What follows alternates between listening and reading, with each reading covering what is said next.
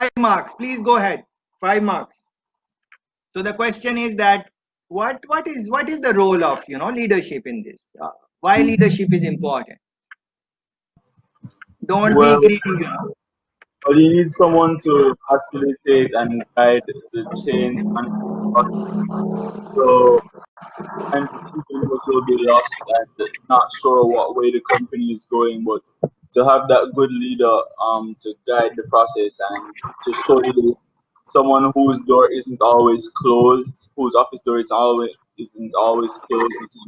You can have a conversation if you're unsure of your task or what or which direction the company is going. So I think the leader plays just like a guiding role and not necessarily a management role.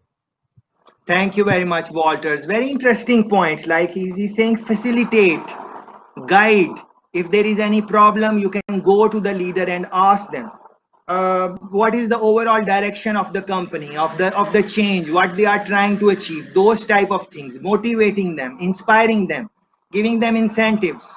And in doing all of this, leader has to perform on his own jobs also. So it is not that he is just taking care of the team and then he has other things to do. He needs to do those things also. And then maybe he has his own life also. He has to manage that balance between his own life and the toll of change which is being taken on him. So that thing he has to think about that. Yeah. So in doing that, think about this. What is the comment Walter has made? Walter made the comment, but he is not interested in the discussion now. He is focused on his incentive. Yeah. So his thing is that if he is getting 5 marks, then it is fine. If it is not going to get that, then he does not really care about this, facilitating and guiding and all of those things, although it is his point. But so, and this is the challenge. You will be leading something in the organization, you will try to motivate and those type of things, but a regular worker, a regular a regular worker, he has his bills to pay. He's thinking about his salary. What is he taking home? If that is not good enough, then he's not really, in the organization. If that feeling, the organization has not created that bond, that feeling, that personal relationship. And think about it, how many organizations have that personal relationship? If your organization say that, oh, we are in tight spot because of COVID-19, so for next 3 months we will not be able to pay you, and after that we will think that if we can pay you or not. What are you going to do? Are you going to go to work and work as hard as you are working before, or you will say I'm not going to work? What would be your response? For most of us, we want incentive. We don't business with what is happening with the organization, for most of us. But then what? Think about it, how shallow things are. And in that context, think that if you have to lead change, how hard it is. If your money is tight, and you cannot give incentives, if you are not good with words and you are not eloquent and your communication skill lacks there, how you are going to motivate these people? You will be have to motivate them every time for everything they are going to do. How feasible is that? So yes, incentive, 1 mark, 2 mark, 5 mark, whatever it is. So every time you are going to make a comment, I should give you 5 mark. That way, out of 100, you going to get maybe 500 marks. If you make 100 comments during the semester, that's not feasible. It's just not. Yeah. So think about that. Without incentives, without that motivation, without those type of things which you aspire, and nothing is wrong in that. What you guys are saying is fair enough. A regular worker, they don't have that foresight, or even if they have so many issues in their own life. They don't care with what is happening in the bigger scheme of things. Most of the people are running on short term adventures, short term fun. bigger picture is not there for most of the people. And you can see in our culture, why is it that there are so many people who are not in any wedlock or anything, and there are, like, the children without parents. How many are there in our beautiful country?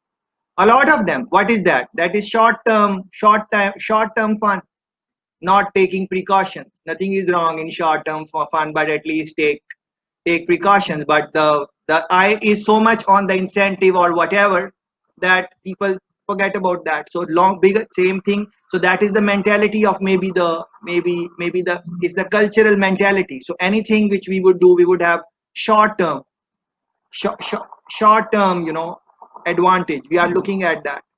So but the leader is looking at long term. So how to do this? It's quite difficult for leader unless they don't have those type of supports where they can, maybe they can bring in, motivational speakers and those type of people, and know their workers on a personal level, know their names, know what they are going through, help them out when they are in need, all of those things. But most of the companies cannot do that. Even if they want to do these type of things, they don't have the resources. There are so many things, so many problems, issues, especially in current times with COVID-19. Things have really changed. So it's quite a challenge in all of these for the leader to lead change. Yeah, because first of all, the change, people don't want change. They want status quo. And even if they are going to change, they are going to think, what is in it for me? If I am going to make a comment, what is in it for me? If I am not getting any participation score, then why should I why should I do that? Same in the organization. And then that becomes the mentality of the country. If you think about that, people are thinking that, okay, if I don't do this, what is, if I do this or I don't do this, what is the bigger impact it can make? But things are very linked, as we established in organizational change session. Things are very much linked. So it's triggered down, and then it becomes the mentality norm of the culture. So very good points. Thanks for that. Yes, O'Shane. Yes, Feli. Please go ahead. You were asking how else can persons be motivated. Well, the leader can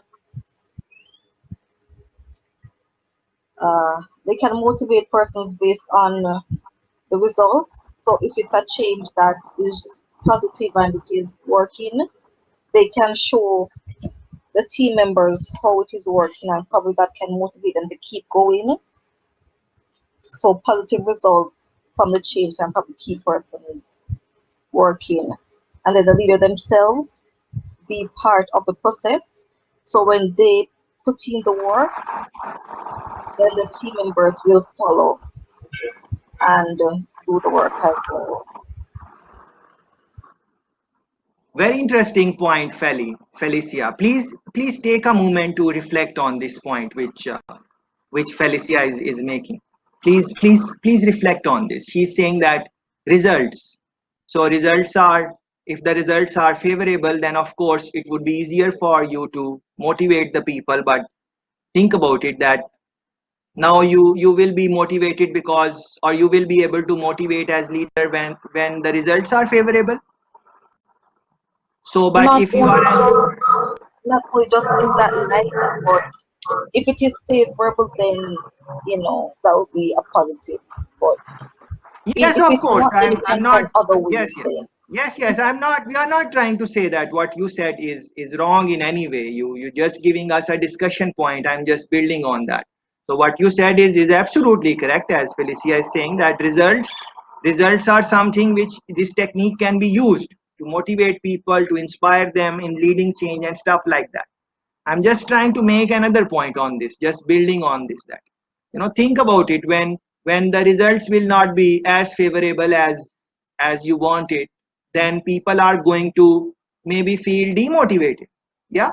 So if you have some expectation that you should have scored this much in whatever, in participation or whatever, And if you don't get that score which you are thinking, now you are demotivated from the result. The result was not favorable, so you are demotivated. So that will, should that affect your other performances? You like it or not, it will affect. It will affect, unless you have prepared your mind on that. So think about it. Anything negative happens in life, result meaning that whatever you wanted, things don't happen the way you wanted or you thought. How do you feel? You feel negative about it because you are focused on the result.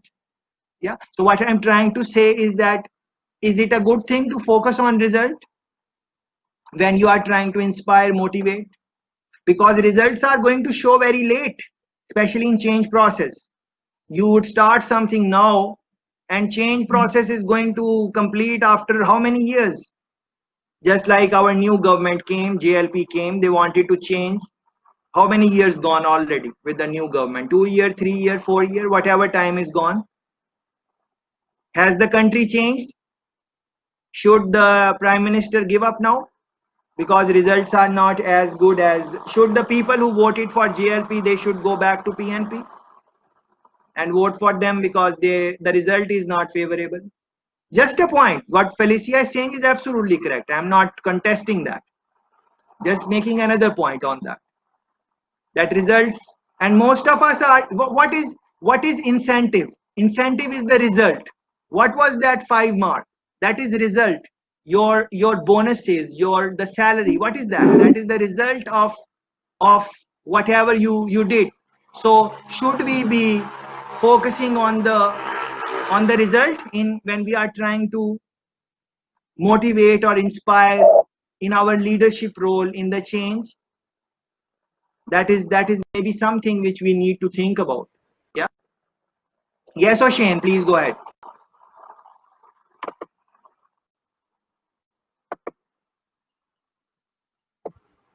Okay, sir. Okay, at my point could work in as well if the leader can engage in the change process. So in an instance where you won't get results immediately, then when person see the leader engaging and becoming, doing the work and becoming getting involved in the process, then they may say, okay, let me do my part as well. Hmm.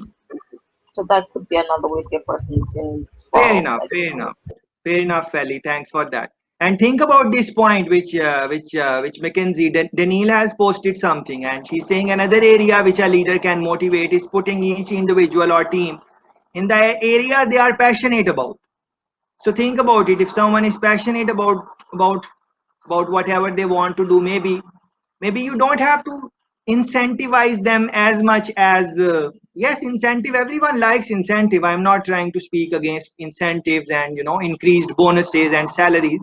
All of us love those type of things, or any other, not necessarily monetary incentive, any other incentives. Different people react differently to different incentives.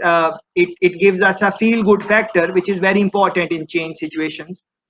But if someone is already interested, they have bought in the change, they really think that that change is important, and they are thinking that,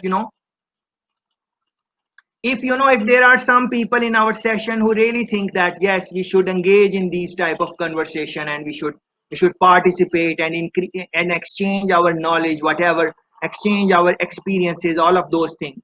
And from that thinking, they exchange their opinion and whatever, they would get the participation score anyways because they were doing it. But they are not doing it to for the score in itself. Score will be a byproduct of their mindset, of their passion and whatever. Yeah. So they are not doing it for that reason alone. There's something else behind that. Yeah. So if that thing which Daniil is saying, we can bring that, because the people have bought in the change, you have got their yes, their involvement, then maybe all the challenges, obstacles which are natural in any change process, they will be able to deal with them a little bit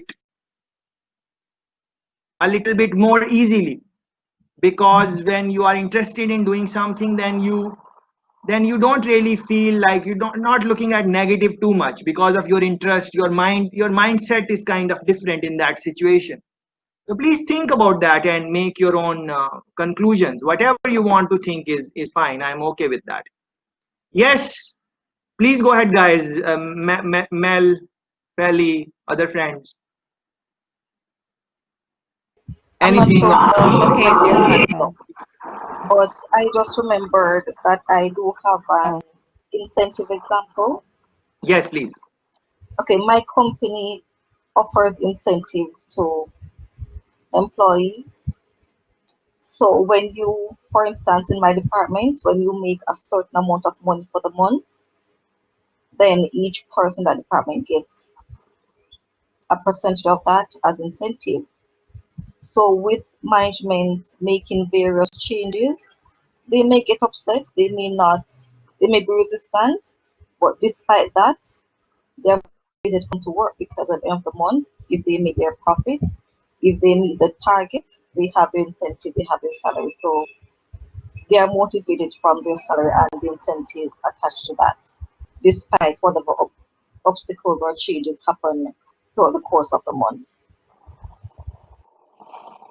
Thanks for sharing this example, Felly. And this is normal, this happens in organization. We see this all the time, that if you meet this target, we will give you this bonus. And this is how they are running the organization. And incentives and these type of things are key thing in HR, human resource management. If we were doing that course, yes, I would be talking about those type of things. But I'm trying to focus on change. So what I'm essentially trying to say is that I'm not trying to talk against incentives or increased pay or those type of things.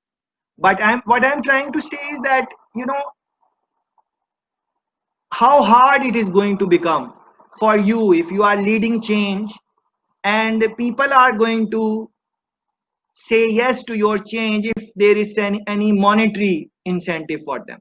If there is any tangible monetary incentive for them, they will change. Just like you guys showed that if you are given 5 marks for the participation, then you are interested in participating. Otherwise, maybe this is not your thing. Why? Let's just forget about that. So think about that. This is quite a challenge here. That on one side, nothing is wrong in giving people incentives and those things, but then if you are in a situation where you cannot really incentivize monetarily, but you want the support of people because you have put them in this habit from their past experience, that they have seen in the organization that in the past they were getting this x amount of bonuses and stuff like that. Is now they are used to it, that is their habit now. So how hard it would be for you in a situation where you cannot maybe give them, people might leave you because there is always competition. So NCB maybe cannot give incentives, and Sajikor says we are giving incentives, come to us. So what will happen? People will switch. People will go to that company. So why people are working for that organization? They are working for incentives. Nothing is wrong in that. I'm not trying to judge anyone or anything. okay, sir. Everyone has their And own situations. But think about it as a leader. If you are leading change, how tricky this situation can be for you. Yeah? Yes, please go ahead. Mel, you want to say something? all right, sir, you may not have the incentive to give persons all the time. However, if it is that you as a leader, if you are able to bring persons to a point where they can see that this change or what they will be doing or what is happening is going to aid them in their future development, in their own development, and that will be good because using you as an example, so we're in this group, we're in the whole chat thing, and we're having the class online. And you may not necessarily have incentive to give us because it would not be reasonable to give us, you know, 5 marks or 5 points or whatever. However, you are basically encouraging us, letting us know that It's not just about the incentive that you may be able to give, but it's for our future development. So maybe if, leaders can get persons to that point where they will see that it's not just about the short-term incentive, but for your individual development of self, then that will be good as well. Excellent, excellent point. And so yes, you can tell your staff that if you will cooperate in this change, these are the things which you will gain in terms of personal development and so on. So let me try that. So if you will participate in the discussion, it will help you in your personal development also, because when you will be at work and you will have to discuss things, because you have had some practice here and listening to different points of view and then trying to make your own point also, this kind of practice will help you. So please participate in this discussion because it will help you in your personal development. Yeah. Carla is here. Yes, sir. I was thinking about the leadership theories, and that you really, what you just proposed to us was the transformational leadership where contingent rewards are there, and you give something because you want something in return, in essence. But really, what we need to strive for is transformational leadership where persons can, in essence, inspire persons to do what it is that needs to be done, right, via intellectual stimulations and other things that will cause the person to want to. So in the case of Martin Luther King, and we have a lot of Black leaders who have stepped forward, and they have inspired us to do great things by just speaking and just telling us what is possible if we can open our minds to change, and if we can just open up ourselves to express the change in different ways and inspire others to follow us, not because we are the leaders, but because when leadership is done in that manner, persons become involved in the whole process that it takes to achieve the objective that the leader might want but not express explicitly, but it is attained through direction or guidance. Thanks, I, thanks very much, Carla. Very moving, very moving. Thanks for that. Very interesting point.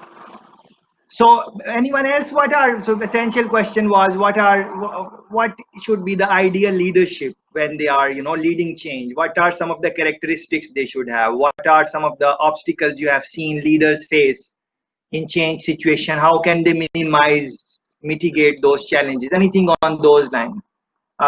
Anyone else want to make some comments? Nicola, O'Shane, your hand is raised from a while, so please lower your hand if you are not going to say anything. Yes, Nikki.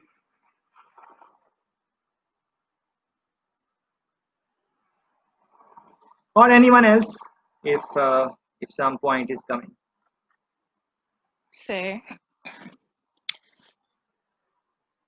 So I was saying this is kind of negative, but some organizations do it. They try to instill or incite fear in the workers, so that kind of motivates them to do better. Like, oh, I will cut your hours if you don't do this or do that. But sometimes it works. What is the point? Like if they cut the hours, like threat? Yes, if your hours will get cut if you don't do a certain job, or if you don't do your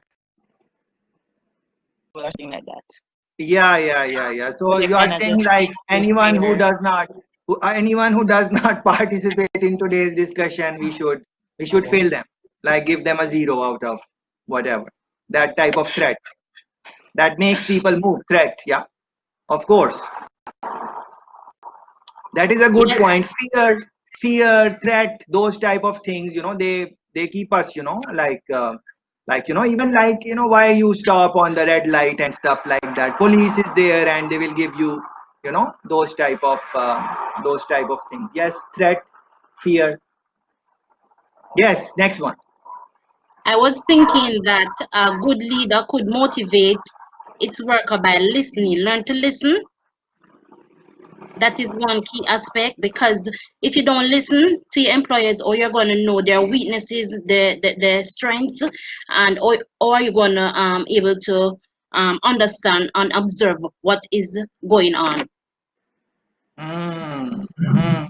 Listening, observing, listening, observing. But think about it, listening and like theoretically speaking, these points are very good. Like, you listen and you inspire and these type of things. But in reality of the work, when you are there at work, you have so many things to do. Your day is filled with activities, and there are so many things coming in which you did not prepare for. Emails are coming, meetings are there, all of those things. And then you have given some instruction to people that, okay, do this, do this, do this, and then they are coming and they say, oh, we we don't want to, we want to do it like this, and someone is coming, we want to do it like this. How hard it can be, for the leader. It can be very hard, even if he listens, even if he understands, for the leader to really work on those things and make people happy on those, it can be very hard. And Edward's example is coming in my head, like, the sergeant was told that, no more emails go on WhatsApp, and it's a simple thing for the higher ups. And now the sergeant comes and he says, I can't, WhatsApp, I want to email. And police has already so many problems to deal with. Police is not like just sitting there and not doing anything. It might be the impression that they are not doing anything, but if you observe their lifestyle and how many hours they work and what salary they get out of that, and then they are in the line of fire, and anything can happen to them at any time, that type of threat to their, and then not having the respect from the society which maybe they deserve because of some bad practices which are in the organization. I'm not trying to defend the organization, but these are the realities of the thing. In that, you hear that there is one guy who says that, I can't WhatsApp, I'm going to email. How you It's very hard for you to really understand what is happening, because your plate is already full as a leader. You are trying to do so many things. Now this thing, new issue, what is that? It can be quite challenging. That is maybe something which we need to reflect on. But anyways, please go ahead. Any other points which you? Yes, Nikki, your hand is raised. Anyone else? I just mentioned listening and observing, because I Yes. feel that a good leader just don't only talks and delegate, but they also listen to the workers so that they can address certain issues, and not only address certain issues, but because of um the situation, they can work at the change. Listening can also help them to address certain changes, or rectify certain things. Excellent, excellent. Fair enough point.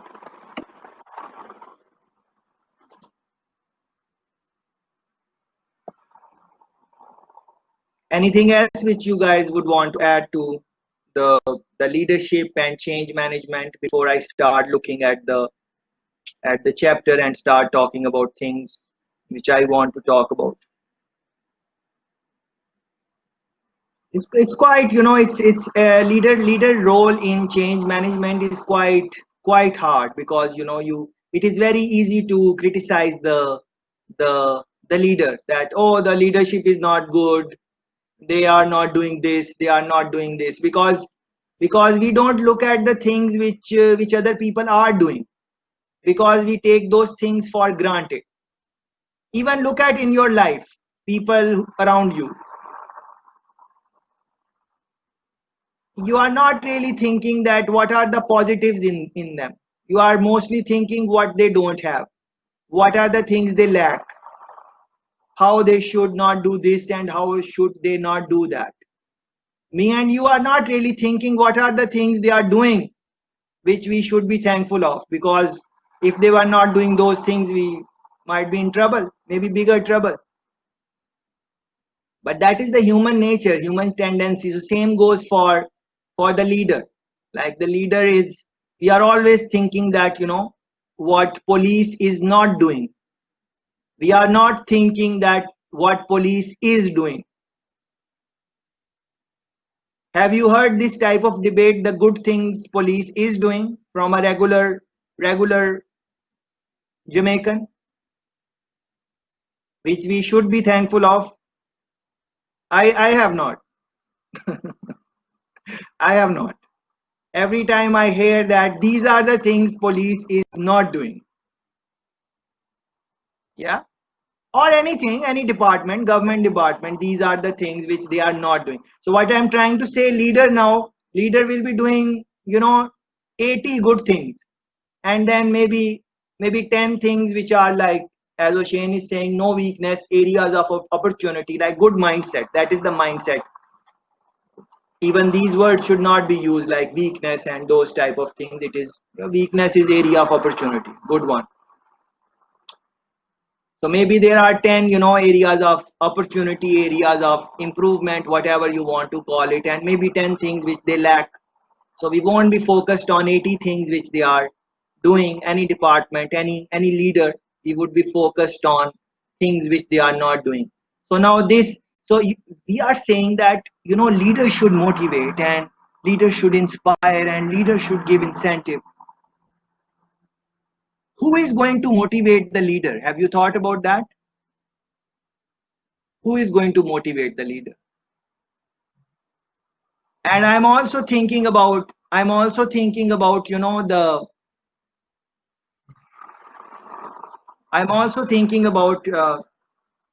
other things, like,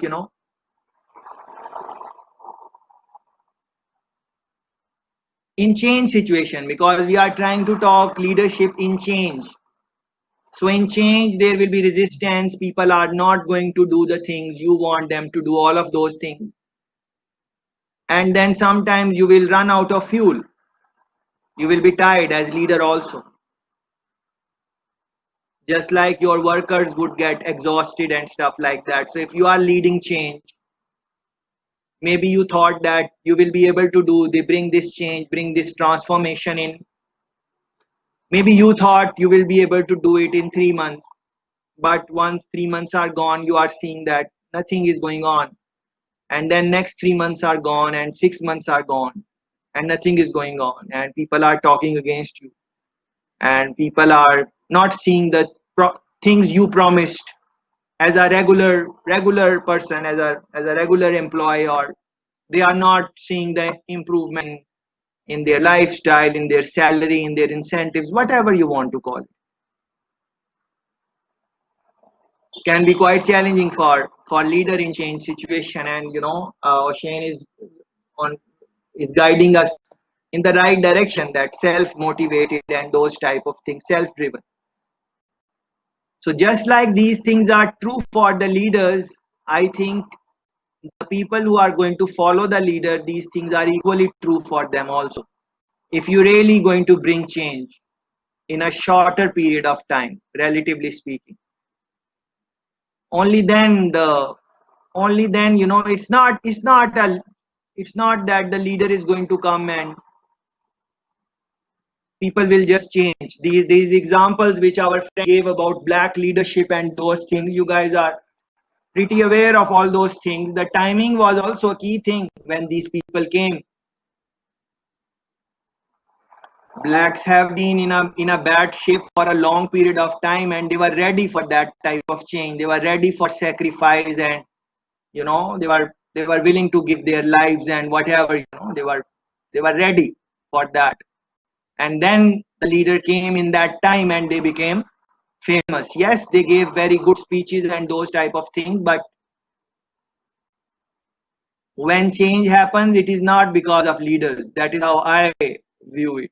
Yes, leaders are there, they give fiery speeches and move people from their words, but at that time society is also ready. Society is also fed up. If you are talking about organization also wants change, and then the timing is right.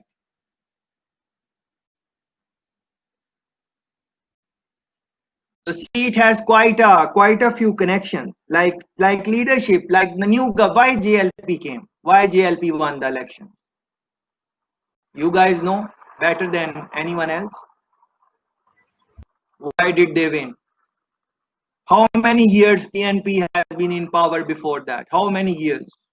Not 1 year, not 5, not 10, years and years of the they enjoyed the support of the people. 18 years, Edwards is telling us, 18 years of continuous, 18 years, 19 plus years, yeah, something like that. But the JLP came and then they won the election, and still not by a majority or something like that, very tight victory, but still, victory is victory. So how many years it took for people to change that, how many years it took people to change their, like, they still like PNP. Next election they might vote them back, you never know. They definitely are in, they definitely have good, like they are well rooted in the society. But to bring that change of party, it took 19 years, 19 years, again and again and again. But then, the people are also, that is the point I'm trying to make. The people, leader, new leader, our honorable prime minister, he's very good, he's trying his best, whatever he can do. But are people satisfied? No, they are not satisfied. They are saying that the promise is made. So it can be very challenging for these type of leadership. Yeah. So think about these things. In anything, I'm giving you political example, but this is true for all type of leadership in organization, and it takes time to really change. It really does take time. Yes, you guys are raising hand. Please go ahead and participate in the discussion. Please make a couple of final comments, whatever you want to make, and then I will start looking at the book chapter. Ricardo, you want to say something, man? Please go ahead, say something. So what we've seen is that if you realize that if you look at both parties, well, overall change in leadership or leadership change, you first have to look on what's the definition of a leader, and you know, you from speaking of experience, a lot of times I try to, not try. A lot of times I introduce new concepts and new ways of working with my team, and I'm always looking to work smarter and harder and finishing a job in half the time. But I have team members that they're older than my mother, and they're not so receptive to change. And so what I have to do is flex my personality to match theirs so that I can better communicate with them. And how and one thing that I see where a lot of leaders might have a challenge with is the communication, and how to adjust or adapt your style of communication so that whatever task is given out is understood. And most times you give somebody an instruction or a task to do, you assume that they understand it, and you assume that they know how to do it because they've been working in a place for so long. And so as a leader, you have to always be. You see, I took a personality test, and the test results came back. It came back incomplete, and the person said she's never really taken a test like that with somebody, and they don't have a dominant personality to say. And I say I can't have a dominant personality because I'm a leader, and I'm a chameleon. I have to constantly be a chameleon because I have different persons on my team that learn at different level. And so even for to drive change, you need a leader, you need someone that is self-motivated, someone that can not only lead and coach, but also to drive the change, accept whatever challenges comes and drive that change.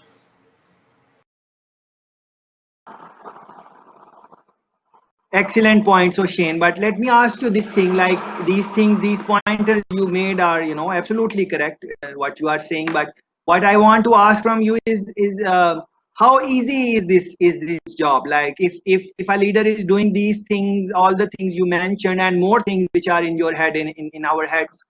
If the leader is doing all these things, even after that, how easy you think is leading change? What is your experience on that? Anything if you can say?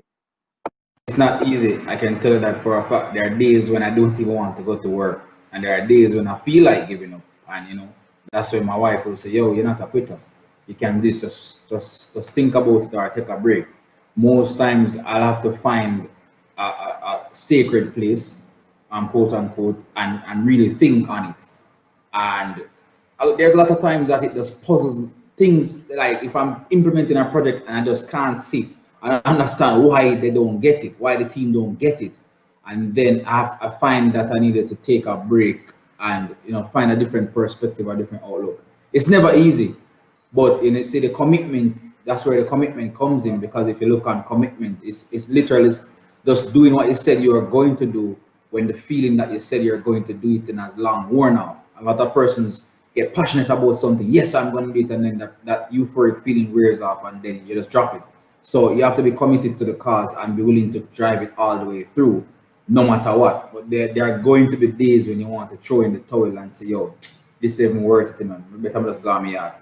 But then that's when the leadership skills and attributes chip in, and you go overdrive and try to overcome. Excellent points. Thank you very much, and thanks everyone for participating in the discussion. Please reflect on these last points which our friend shared from his experience. He's telling us all those things that leader need to do this and that. But when I asked him that once the leader has the leader has done all the things, and I asked him that if the leader has oh, Shane, I already gave you more than 5 marks in your last exam. So, so when I asked him that, when I asked him that even after doing all of these things, even after doing all of these things, is it easier or not? He's saying that still it is a problem. Still it is a struggle, and he's sharing his personal experience, which I'm sure all of us can relate. Even the ones in us who are very motivated and passionate about their work, they have also faced that. Some days are every day is not Sunday. Some days you feel challenged. You don't really want to be involved, and you want a break and you want a distance, and many days you are thinking that these simple things which you are trying to communicate with people, why they don't understand those things, why they are not doing it like this. So I think that is the thing which you should keep in mind as you are looking at leadership roles in change management, how to improve them. These things which we are going to look at shortly, they are they are just going to help you as an anchor or something. That does not mean that if you will employ those anchors, it will be smooth sail or something like that. It is never like that. So please reflect on that. Kim is making some contribution. Leadership is never easy. After a long time of team members doing something, it is difficult to implement change. We have to show them the reason for the change and help understand how to read and communicate with them. Also understand the different personalities and work on them. Won't get to all, but use the few to get the rest. Very good, Kim. Thanks for this. But it's very well written paragraph, whatever you want to call it. But think about it, what it will really take to do these things in reality.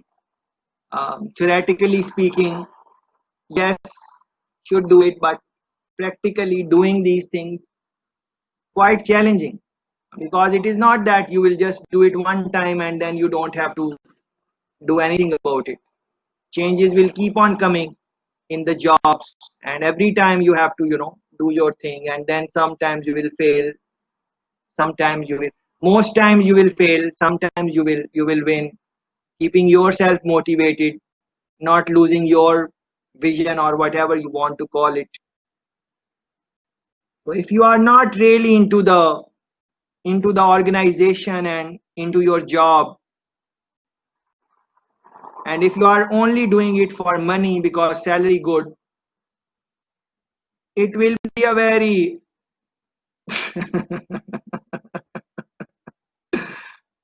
it will be very difficult. It will be very difficult. It will be very difficult. So please make note of those comments. Okay, let's see what the book is book is saying, and please also enjoy the little conversation Kim and O'Shane are having in the chat.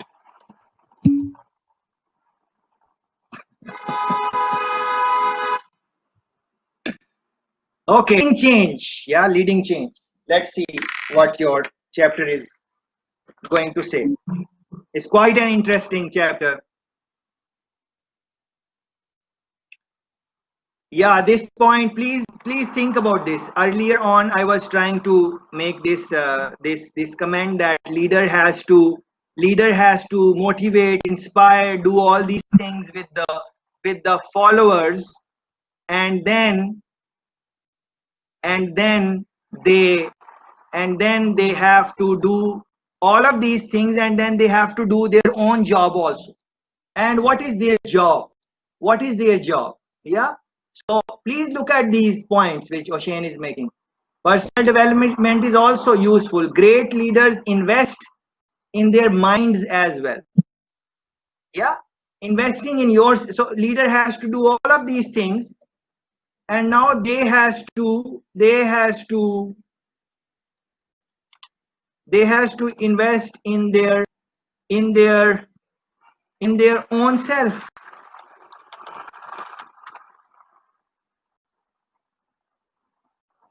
Yeah, so this is quite a challenging thing. And thanks O'Shane for bringing this in the conversation. I did not plan to talk about this, but as you mentioned it, so this thing came in my mind. So let me show you guys this thing.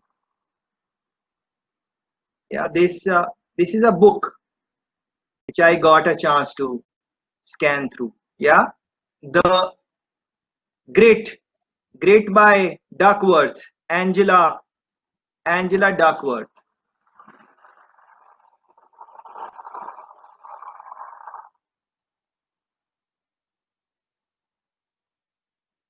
Yeah, I think this is the book. Grit, The Power of Passions and Perseverance by Angela Duckworth. But you might not have the time to, read it. So I'm posting this. Okay, very good. Maybe we have the same mentor. We need to see who is the person who is telling all of this. Okay, so this is the link. It is the same book which O'Shane referred. That is very good. So please look into this clip when in your own time. It's quite very interesting. Just 8 minutes, 8.5 minutes, you will learn quite a few things. You don't have to read the whole book, but if you can, you don't have to read the book. Just listen to that clip which I just posted in your own time and reflect on this. And also the things which there is a course on leadership also in weekend school. I think some of you have taken it already. So those things, whatever you will learn in introductory leadership course, they are part of this. Like for example, some of you even mentioned these things like different types of leadership, transformational, trans something else, and these type of leadership styles and personalities. And some of you also spoke about tests and stuff like that. So I'm just thinking that you guys are familiar with those things.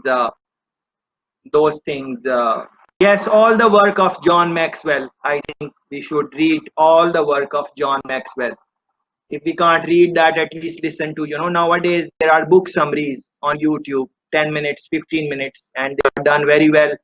So in a short amount of time, you can. No substitute of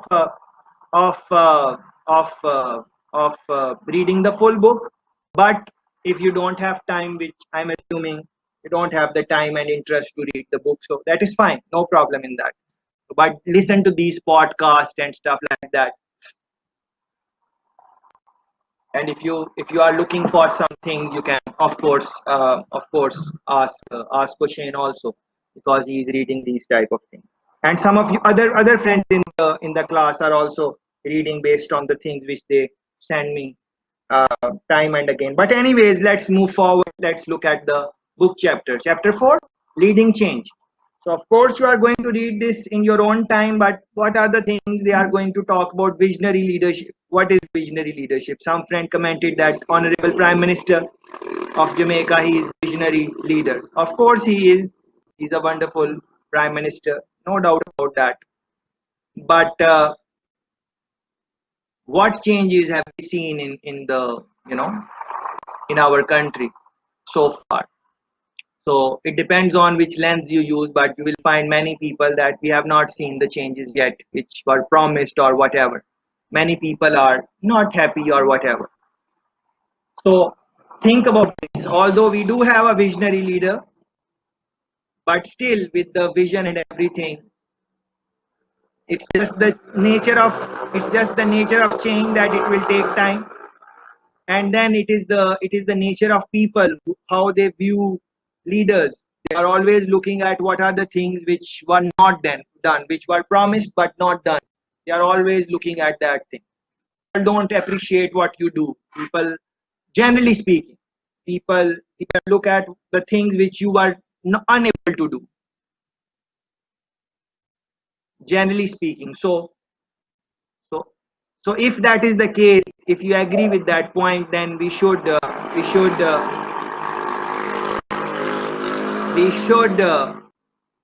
always look at what are the things our leaders are doing and take a moment to appreciate them.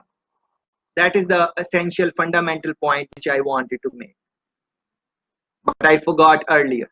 So from this great conversation and all of these things which I am saying now, this was the point that generally speaking, people are looking at leaders and they are criticizing them and telling them these are the things which they did not do. But please always try to find some time to appreciate, send an appreciation note or whatever your style is to the leader, telling them that how thankful you are for the things which they have been doing. Always have that also. That would help you in building relationships and so many other things. But you need to think about those things in your own time and space. Please look at table 4.1. It is linked with the earlier short discussion we had when I was going through chapter number 3. These are things coming from chapter number 3, organizational leader. The machine metaphor, the political system, organism, flux and transformation, if you guys can recall. So this table 4.1 is going to give you a scan of what type of leadership is required in different type of organizational setting, be it machine, be it political system and so on. So you would have to go through that and take your time, be slowly read it and digest it and try to reflect it also and link it with the examples and try to write your own lessons from those examples. What do you learn from that? That is, I think, very important when you will be implementing the change in reality. These notes will help you. Yeah.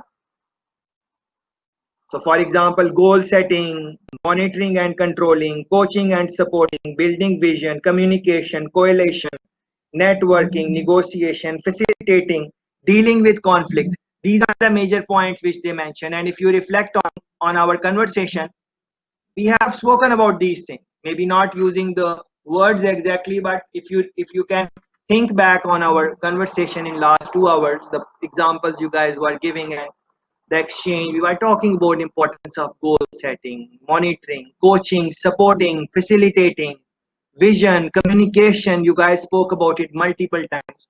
Building coalition, yeah, from that example which we saw, the video clip, how important is building coalition, networking, negotiating. Yeah, that is what we will have to do when we are leading change. The example our friend gave, that a new leader came in the organization and she had a one-on-one conversation with the workers, and that was to ease the tension, to give them comfort and all of that. What was that?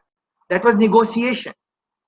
So she did not say that I will negotiate with you and stuff like that, but what was that? That was negotiation, facilitating, dealing with conflict. That was dealing with conflict, because people were not easy, because people were thinking that they could be able to continue with the same supervisor which they like, which they are comfortable with, but at the end of the day some new supervisor came. So please think about these type of things. Yeah,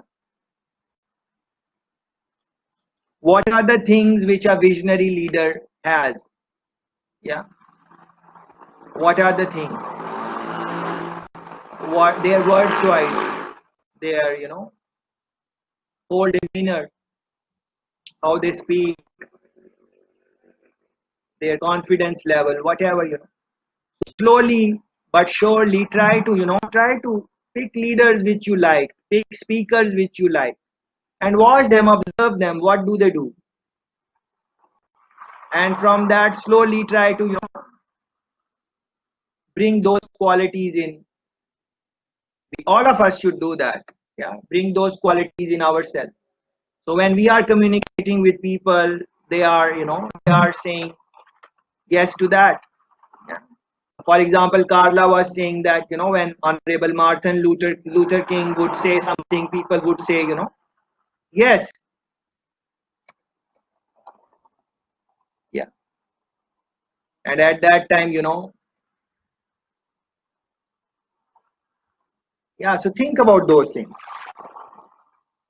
With practice and those type of things, these things are possible, but you have to start those things. So what I'm trying to say, that theoretical knowledge and those things, anyone can read the book.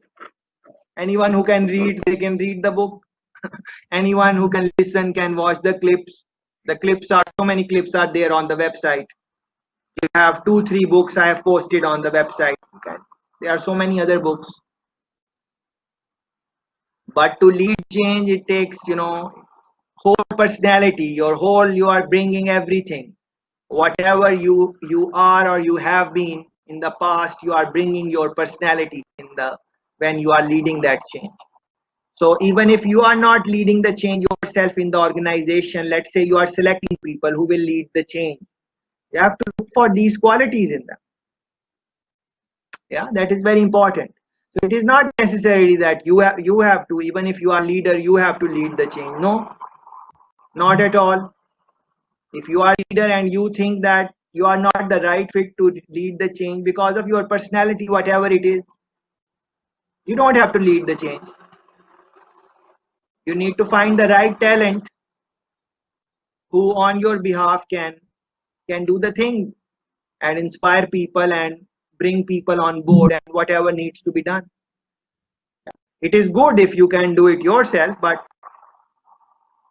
what is important is the knowledge of these things which we are talking about. So after this knowledge, you can have a fair assessment of yourself, that do you fit for this role or not.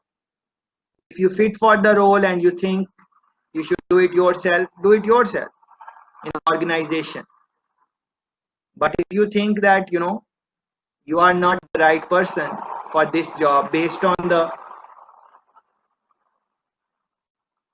the people you are targeting, so you are targeting a certain department, and based on your research you realize that in that department there are these two people and they enjoy a lot of respect in that department, people listen to them. So instead of going yourself in, why don't you bring those two people on board and take their help to lead the change? Why not? Because people are already listening to them. Yeah. It will be easier. The change effort would be easier. So you have to be smart about that. There is no, it's not like you become little in this, like It's not that people will assess you that you did not lead it yourself. No, it is not like that. It is the end result. The end result, what you want to achieve, either you lead it or someone else lead it. That's fine. Because as a true leader, it is not your thing that you should be in the limelight all the time. It is about that the right people are doing the right job. If you look at the leaders, how their companies are, big top business people, they are not at work all the time. They are doing other things. As a matter of fact, if the top leader has to be on work all the time, the processes are not good enough, because when he will be there, people will work. When he's not there, people will. And you have seen it. There are departments where manager is there and people are working, and when manager is not there, people are not working. You have seen that. Same thing for leaders. So you have to think about those things. And again, all of this with the lens of change, when you are trying to implement change. Yeah, because always remember that we are trying to discuss change. Basic things you would want to read in your own time, like what is the difference between manager and leader and stuff like that.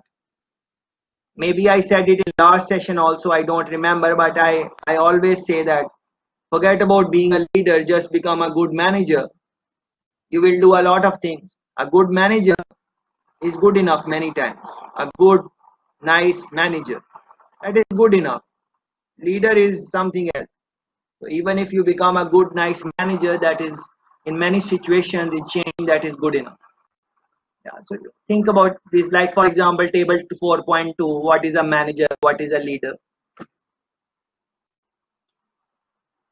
Look into these things in your own time. Cotter, for example, I was telling you guys last week that Cotter is quite a guy in change management. He's quite accomplished. His theories and what he has to say. So always throughout the book, look into the things which he has suggested, or even outside of the book, look into the work of Cotter. So Cotter on what leaders really do, what according to Cotter, setting direction, yeah, aligning people, motivating people.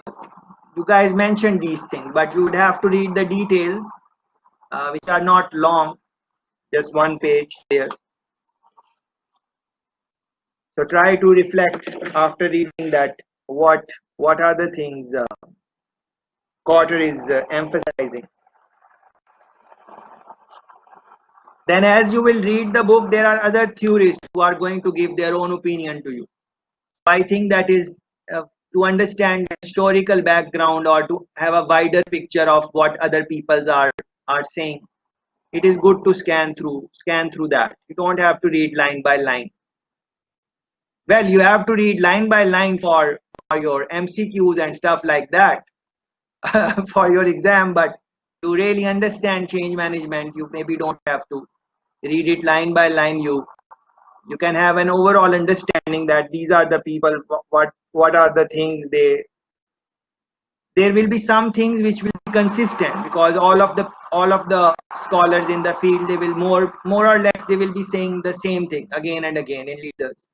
And you guys know that, you guys have mentioned in your through your examples and conversation also. For example, communication, no matter which person you are going to pick, they are going to say that it is good that if the leader is eloquent in his speech, and he has that, he generate that charisma. When he speaks, people want to listen, and when he enters in the room, people are looking at him. That is more or less everyone is going to agree with that. So please look into these things. There are like 4 or 5 different people which you would see. They are giving examples of top leaders. You guys mentioned Honorable Martin Luther King. They are talking about other people like Margaret Thatcher and stuff like that. But for you guys, I would say that you should pick your own leaders, the leaders which inspire you, and follow them and see what you can learn from their practices. And on the same go, look at the leaders which you don't like also. Yeah. And it won't be hard in today's environment where to find a leader which you don't like. You will find some leaders internationally. Yeah. Because of internet and everything. So look at the things what they do and you don't like them. So when you are leading change, you don't do those type of things. Yeah. So it is good to look at the ones which you don't like.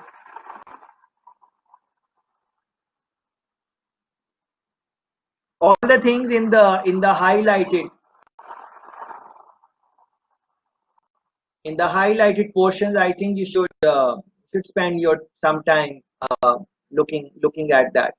I would like to quickly look at this one. 6 important strengths for connective leaders. Connective leaders. Yeah, okay, no, that's fine. Adolf Hitler, our friend is saying, and some people might not like him, but if you like Hitler, please go ahead and because he had done quite a things in his life as a leader. So read about him and see what made him tick and why you like him and what were some of the positives in his leadership, what were some of the negatives. But most importantly, was he able to deliver the change which he was looking for, and what were the techniques he used outside of fear and outside of power. We know that by fear and by power and that type by threat you can make people change, but that is not constant change. That is very it's time specific, time bound, and it is only for the period of time when you have that authority. Outside of that, once you are not in that zone of authority, you are retired, if you are police or whatever, you have lost the job or whatever, then that influence is not there. So the leadership influence, for example, Honorable Obama. If Honorable Obama comes on TV, would you want to listen to him and see what he has to say? I think most of you will agree, because of although he's not the his job is finished. He's he's living his private personal life now, but still many of you would want to listen to him because of because of the relationship he was able to build with majority of the people when he was in power. These things are very important to reflect on. Anyways, ethics. Yeah. Authenticity. Yeah, this is the word which I used some time ago. Authentic leadership. I'm going to direct you to a very nice article also on authentic leadership. I learned quite a few things from that, so if you have time you can read that. I will shortly do that. Commonalities, shared values. Yeah, shared values. Thinking long term. Yeah, thinking long term. Yeah, long term thinking. We spoke about that, short term and leadership through expectations. Yeah, see what a beautiful idea that is, that people are expecting something from you, so you lead through looking at their expectation. That does not mean that you are going to fulfill their expectation, but you use the lens that they expect this from you, and then you try to manage their behavior. That example which our friend gave, when someone from regional headquarters or the headquarters, they came as a supervisor and they had one-on-one meeting. What was that? That was leadership through expectation. In that one-on-one communication, they were asking them what is their expectation based on your past experience. How was the working style in the past? Yeah. So she's using that, but she does not have to meet all those expectations. She's just using it as frame of reference. I think that was a beautiful example, and thanks again for sharing that example. A quest for meaning, a quest for meaning. So what happened to incentives? What happened to the pay scales? What happened to that 5 marks which you are looking for when you want to participate? Are you seeing that directly in these things? I'm not seeing that. That does not mean that is not important. Of course that is important, but it is good that if that is a byproduct, not the main objective. But then different people get motivated. This is a, yeah, if you will read on this, you are going to see, both sides. So I'm not going to dispute any member, or I'm not trying to, if any member feels that they are motivated by money and that is the thing which make them passionate, that's fine. I I'm not saying that this is not true for people. People are different, everyone is different, everyone is has their own inspiration, style of working, everything. So based on when you are leading, if you get followers who will be motivated by money and nothing else, like their majority of the motivation would be from financial stuff, then those are the cards which you are dealt with, so you have to deal with that. But what I'm trying to say, that it will be very sad affair of story, that people are only moved when there is some financial monetary, incentives, when people only participate in discussion when they are given some marks.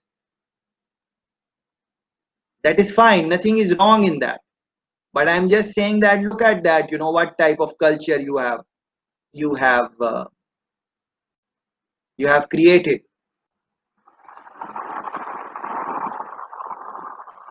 On the other hand, you have the things which are mentioned in that book, which I please listen to that short YouTube clip which I posted in the chat. Great, 8 minute long. If you have those type of things in the personalities of the followers, will they get incentives then? Yes, they will get incentives. Will they get salary? Yes. But it is their grit, their passion, which is making them move in the change direction. And money and those things are byproduct. I personally feel that, that is, and it's my personal point of view, that is, I think, better. But then, everyone is different, so you can have your own opinion on this. Like, for example, I'm thinking about myself right now. Like, am I motivated with my for the jobs I do? Yes, I'm 100% motivated, and I enjoy all the things, all different type of works I do.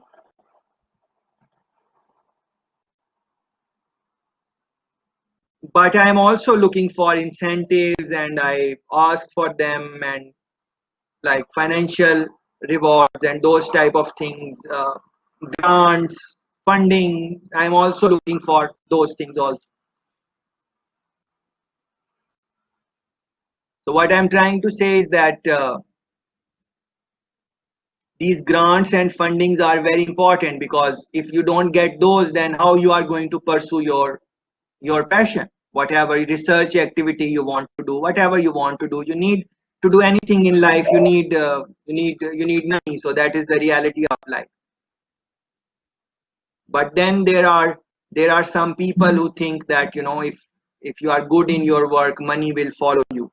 I also personally don't agree with them, uh, in my personal capacity.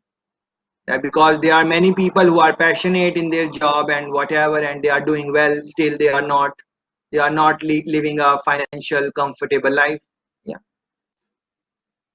there's quite a few things which are in this, quite a few things. And then because it is quite complex situation, then because most of the people, they need money, and if we are giving them someone money, they will do the thing what we want them to do, and that is works fine in the short run. So that is why people are saying, okay, we are giving you, it is like it is a easy quick fix, the way I look at it. Because then you don't have to, like, what forget about, you don't have to talk like people, inspire them and motivate them and ask them to read books and all of those things. You don't have to do these. Just give them bonus, more salary, put target, they will do it. So I personally, in my personal capacity, I see it as a quick fix and not a long run change. Like it's not going to drive long run sustainable change in the organization or in a country or wherever. But you have to think about these things. It is whatever you will think. I'm okay with that. Leadership for the 21st century, these type of things you would want to read either through the book or more transparency, more data driven. For example, nowadays we are talking about data society, 5G, these type of things. So data driven decision is made on data. That is what so in that the leadership has changed tremendously. uh, People's choices of work has changed, and definitely now after COVID, you guys can hear me. No, I think.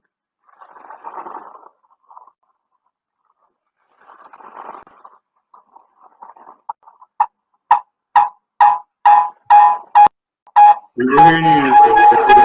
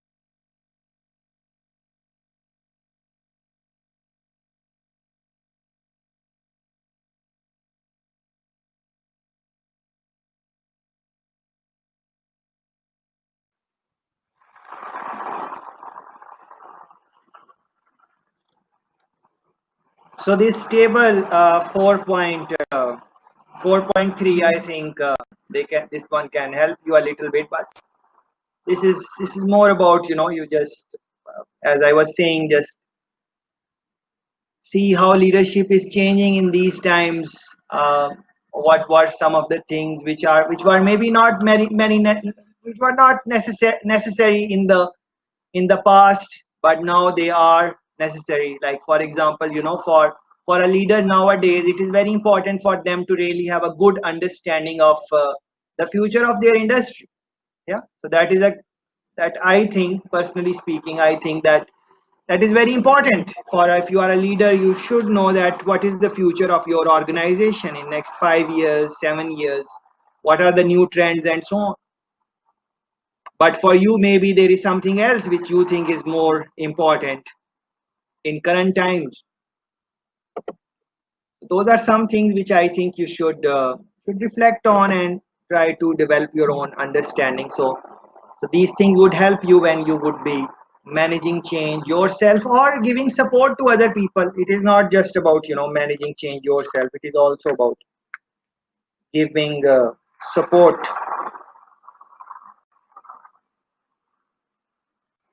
For example, figure 4.1 in your own time, please see what they are saying. O'Neill's 4 key roles for successful change. I think that is an interesting thing. We should maybe speak a little bit about 4.4, table 4.4, roles in the change process. So as you know, this chapter is about leading change.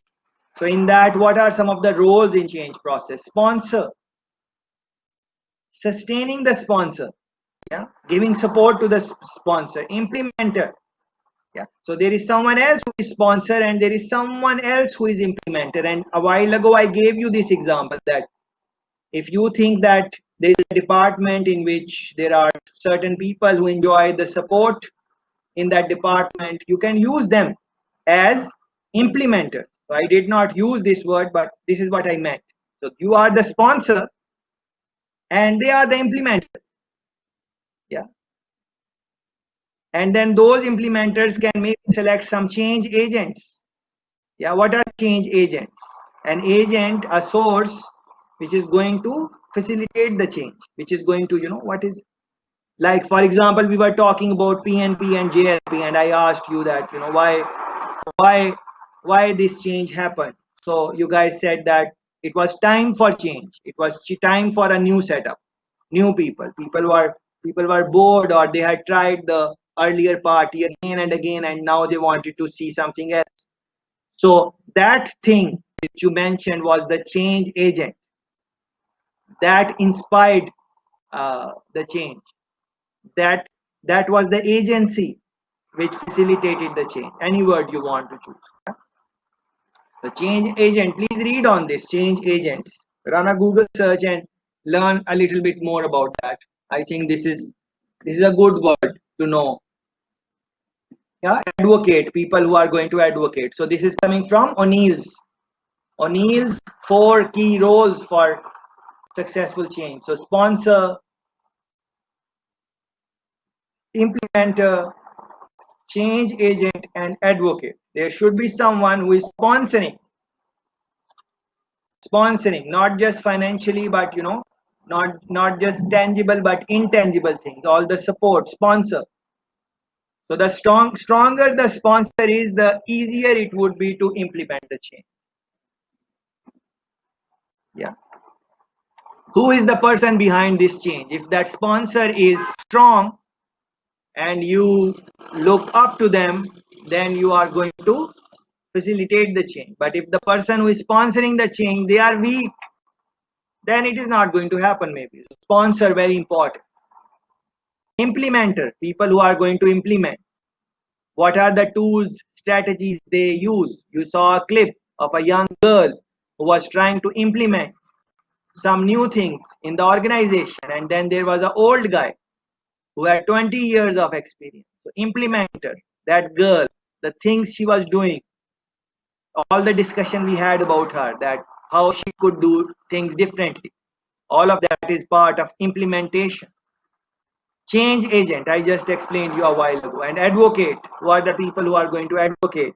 Support, coalition.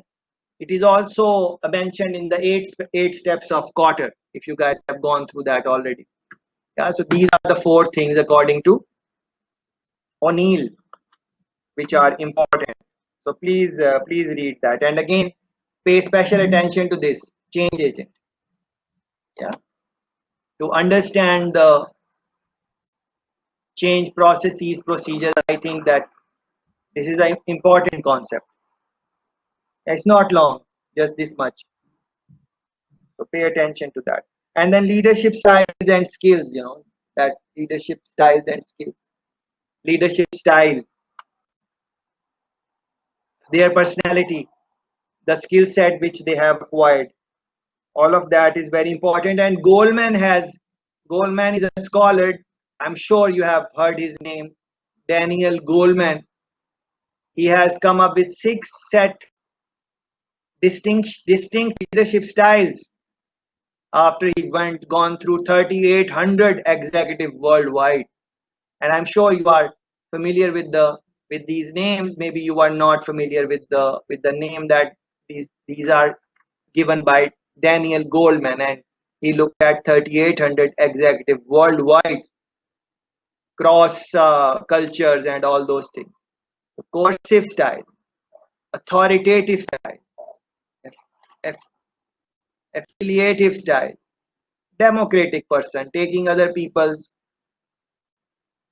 pace setting style, coaching style. These are the six different styles, which again now, as we are trying to discuss leading change, so you would have to think about these. Like in this change, which you want, the person who is leading, which of these styles is more appropriate. So you have to bring the person with the right style. So it naturally their personality is coaching. If their personality is coaching personality, then they are going to deal with people very differently who are finding it difficult to facilitate the change. And that would happen all the time. That is called resistance. So people are always going to resist, but there is someone who is coaching.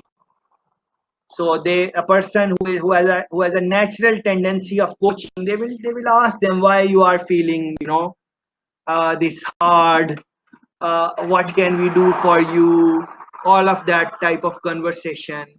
It will be easier for them because their personality is coaching. So they are just right fit for that. On the other hand, if there is another person who is authoritative, who says, well, I have said it and you just do that, for them, they might not want to hear your comments too much, because they like it when they are good in the atmosphere where people are just following their direction, and because they know the vision and the direction, they know all the insides and outsides of the change they want to bring. So they just want quick actions. And we gave example of JCF, yeah, when our friend was mentioning that example of sergeant. So in JCF, maybe authoritative style is more.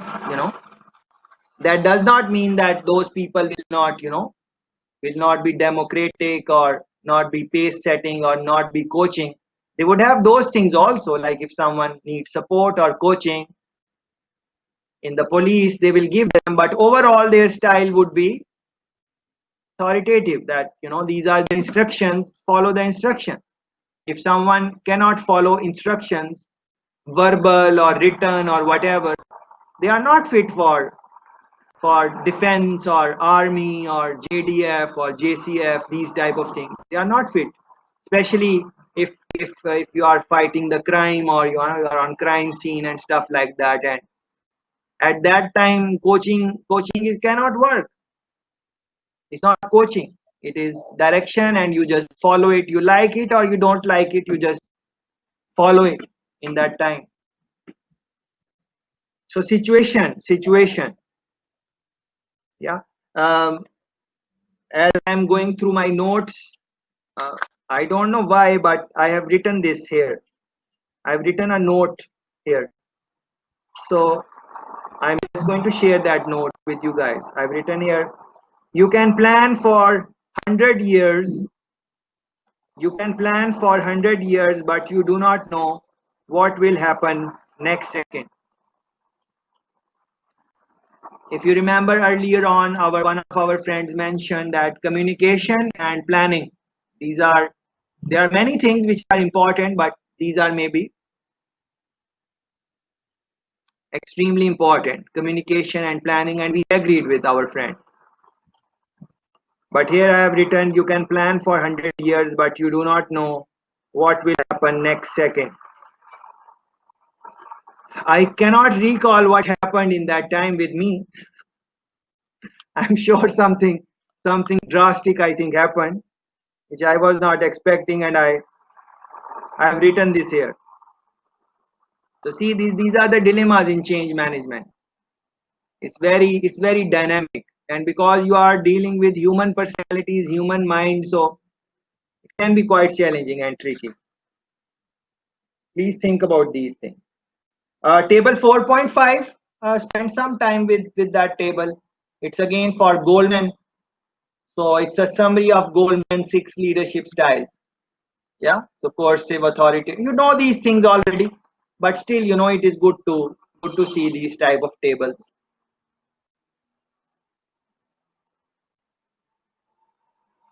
Yeah. So please spend some time with that. And building on that, I think this one is very important. Emotional competencies for leadership. Yeah, emotional competencies. So 3 things I think they are talking about. 4 things. Self-awareness. Yeah, self-awareness. I think this is how we started our semester. When we just started, I think this is how we started the earlier conversation. Knowing yourself, knowing your personality, knowing yourself, knowing how you react in different situations, consciously and unconsciously. Some reactions are conscious. Most of the reactions which they say 90, more than 99%, 90%, 95% of the things which we do in our regular day, they are unconscious. We are not thinking about those things. We're just doing them unconsciously. So in that context, self-awareness is very important. Leading change, self-awareness, knowing yourself. Yeah, self-management. Yeah, self-control, trustworthiness, adaptability. Yeah, initiative. These things. This was number 2, self-management. Then social awareness. Aware because you would be leading other people, so how they are feeling, their emotions. That is very important.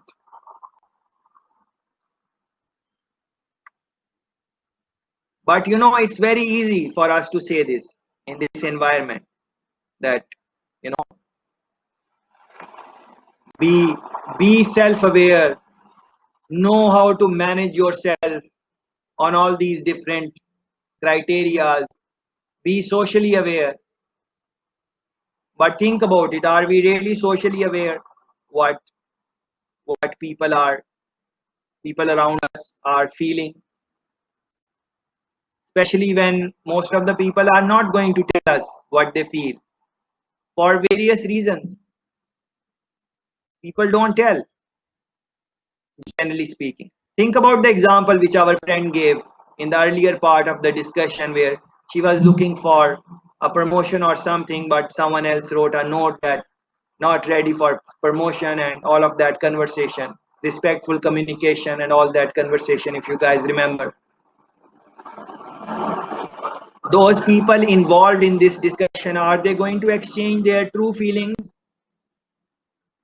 Is our friend going to go and tell that other friend who wrote the note for not promotion or whatever, are they going to exchange true feelings?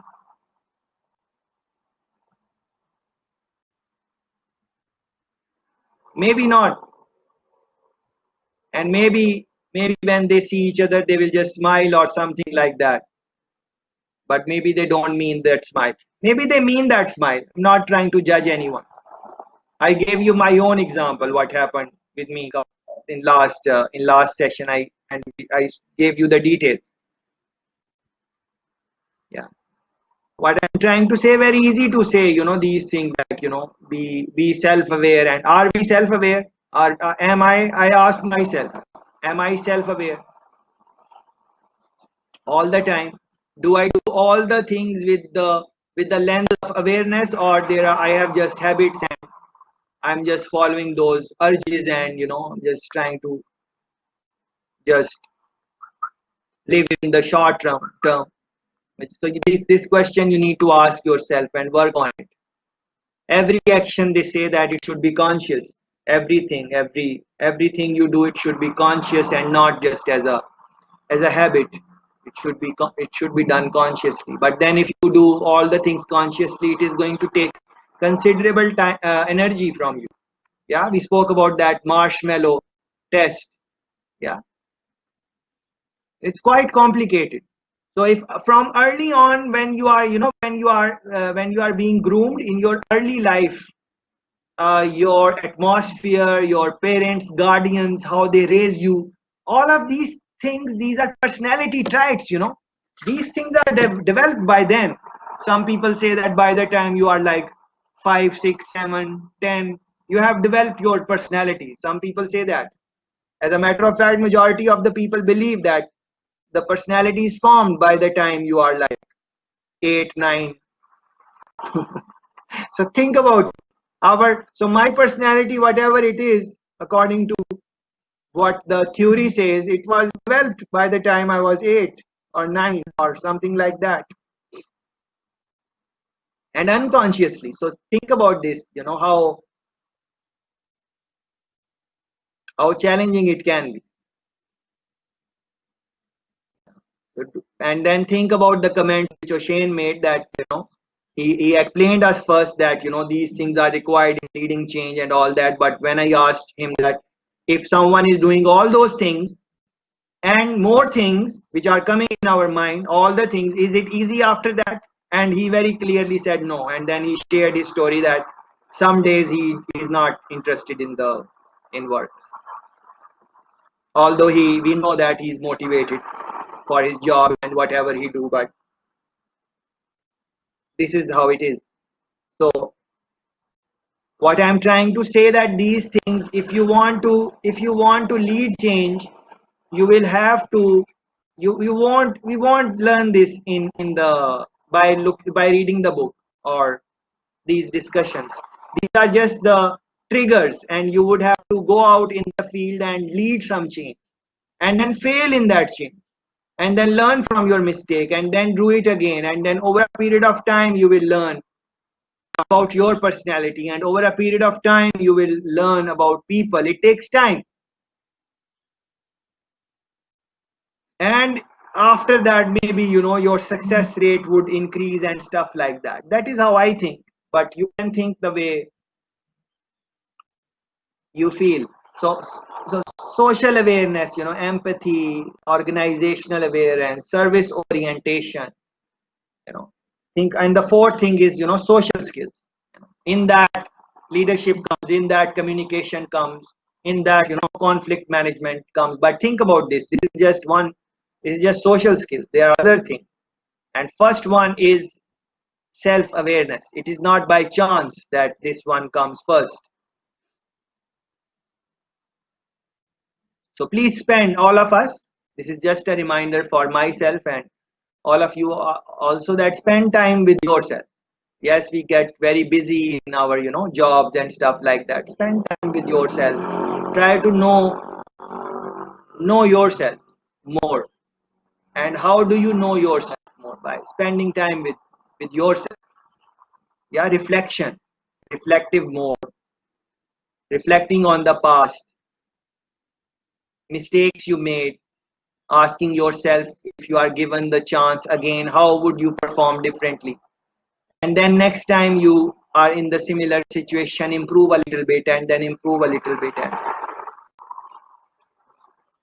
lifelong learning, self-directed Lifelong learning. That is what I'm talking about. Self-directed. Because only you know that, what is lacking in the personality, and what are your strength, and what is. But be honest about that. Don't tell yourself that you are perfect and you are fine. Always try to look that what are the, as our friend mentioned, areas of opportunities of improvement. Yeah, so no weakness, just look for opportunities for improvement, and over a period of time maybe we will learn how to lead change.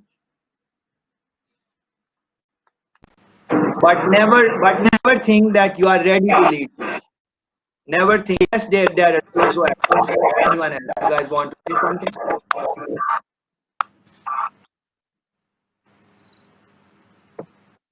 Darren, your mic is on. So I was saying that never think that you are you. So this is the dilemma. You should think that you are ready and you should feel confidence. Only then you can do some job. But still also have the mindset that you still have to learn how to lead change. So that is the fine balance you have to have. Because if you think that you are all set and you can lead the change, then you might become very comfortable and you say, well, I can do that. So a little bit of anxiety is good. That helps you to learn more. That helps you to improve yourself. So have a balance of both. Have confidence that you can lead change, and also have a little bit of doubt that am I missing anything? Have I covered all the things possible? Don't have I missed something very obvious? That type of balance, I think, is going to help in leading change.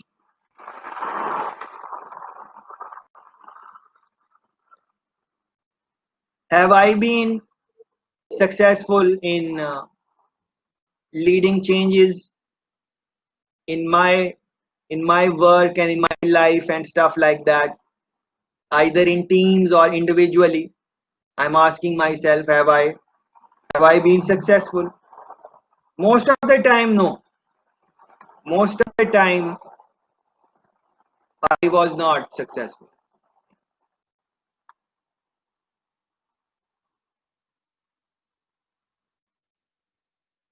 So this same question you should also ask yourself, that were you successful most of the times or not? And then try to figure out why you were successful or why you were not successful, and then work on that. Please look at table 4.6.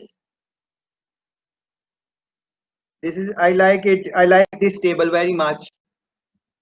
So because it does couple of things. Quarter, it brings quarter again. So it's talking about leadership of change phase by phase, comparing inner and outer leadership requirements. So this one is outer leadership, this one is inner leadership. But look at this column on the far left side. Phases of change. Establish the need for change. Yeah. Why do we need it? Building the change team, creating vision, values, communicating, empowering others. All of this is coming from quarter, if you guys remember. Yeah, so we had this discussion when we were talking about chapter number 3. And then again, quarter's recommended action for the first 4 change steps. What is this? Establish a sense of urgency, creating a guiding coalition. If you guys remember, these are the 8 steps of change in quarter. And I think I directed you to my talk on that. So please watch that and read this also. There is another scholar, Rosabeth Moss Cantor. She is giving us these, I think, 6 steps, 7 steps. These are quite powerful. Turn into the environment. So according to Rosabeth, she says turn into the environment. That is the first step.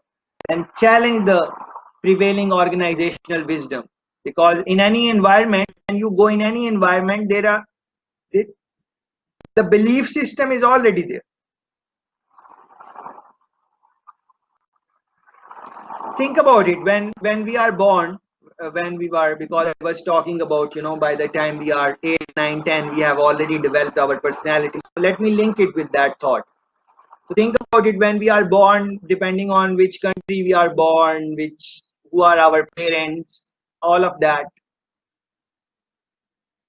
we are not selecting that. This is just happening.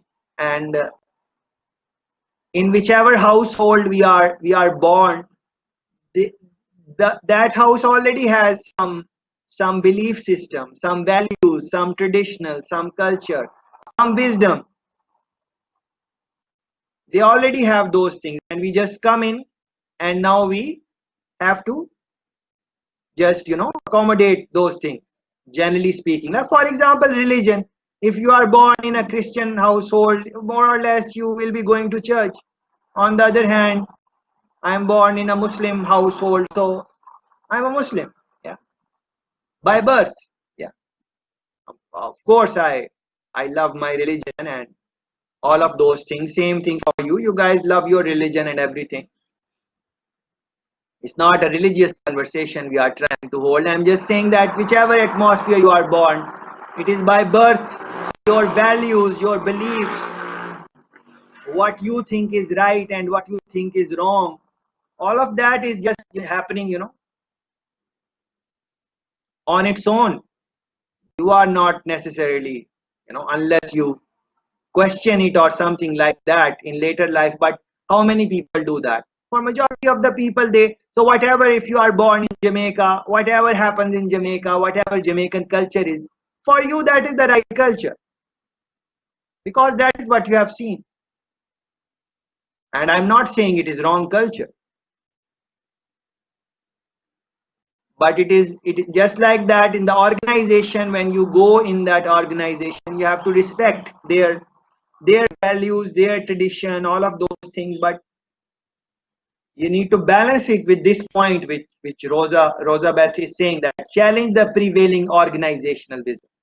What uh, uh, what I'm trying to reflect is that yes, you would want to challenge. Only then you can break status quo. If you challenge, only then you can bring new ideas, new way of doing things. You have to challenge. Otherwise, there will be no change. Because if you don't challenge anything, things will keep on running the same way. But same time, I'm trying to say that you have to value the current environment also, because culture is a big thing. You have to accommodate the current practices also. You can't just discard all the things which the culture or the organization is saying. But on the other hand, think about these lives of people who have achieved something substantial, who are leading change, and they achieved something substantial. They did this thing. They challenged the prevailing organizational wisdom. They did not do the other thing which I'm saying, that respect. What? Maybe they respected the culture, but they spoke against it, and they made their case. Think about this. Communication, as I said earlier, that no matter which model you are going to bring in leadership, almost everyone is going to say that leadership is important, communication skills are important, oratory skills, command of language, charismatic, people, what you say, it moves the hearts and minds of people. Building coalition, I think we have spoken about it many times. Transform ownership to a working team. Learn to persevere. We spoke about grit and those type of things. Make everyone a hero. This is a very interesting point. Making everyone a hero. Yeah. Let me see what are the things I have posted online. So these are some clips which are there. So please, in your own time, watch them and try to reflect on them. What are the What are the things? This one is very good. Change management leadership guide. Yeah. So go through these things. Uh, Common obstacles to change, 8 steps to effective change management. You have already looked at these. These are 8 steps of quarters. We spoke about it. Building a strategy. We spoke about this today. Uh, all those things which were lacking in the clip which we saw of that girl and older guy. We said that when you are making a change leadership strategy, you need to think about that. Managing the emotions in change, that is very important. Managing the emotions, feelings,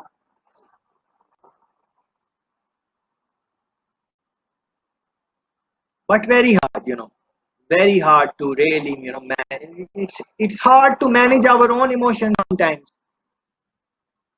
Sometimes we don't know why, what is making us, we think that this is the thing which is making us sad, but we really don't know what is in our subconscious, and different people have different challenges and all these issues for which people have to go to psychologist and psychiatrist, and you and me might not have any problems like this, and we are fine, and thanks for that. But what I'm trying to say is that even we don't have problem, but other people can have these type of problems, so that empathy and those type of things is important. But with empathy also, if you are not facing that same situation, sometimes it becomes hard to really be empathetic in the right way. Yeah. I was reading this quote somewhere that if you need to wear the other person's shoes and walk in those shoes for a mile, and only then talk about his shoes or how the person is walking, and putting yourself in someone else's shoes and then walking in them,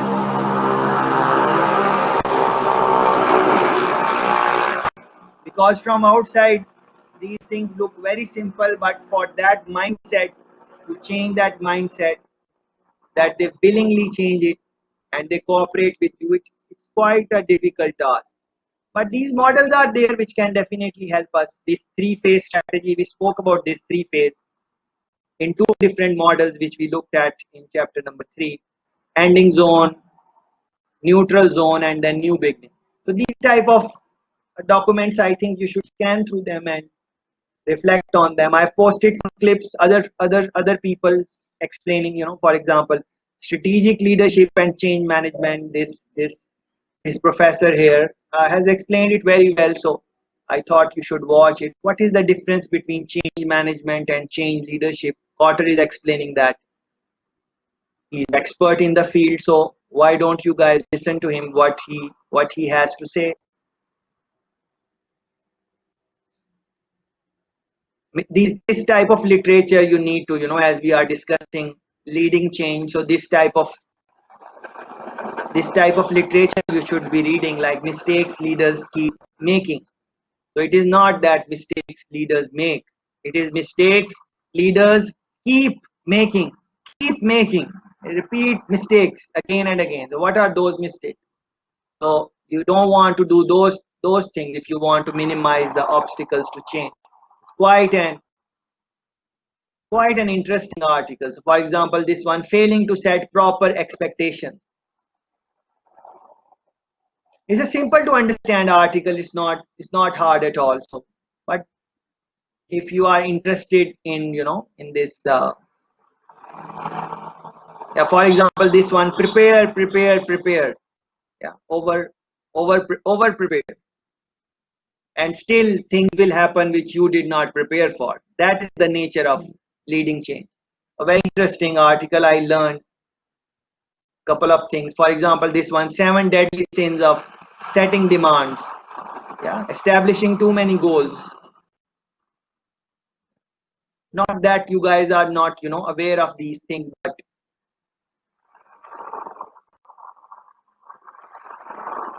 it's very well written article, so it kind of gives a context. This one again, this is old article, but understanding organization, and it links organization with leadership. So in your own time, please see if you can read these type of articles.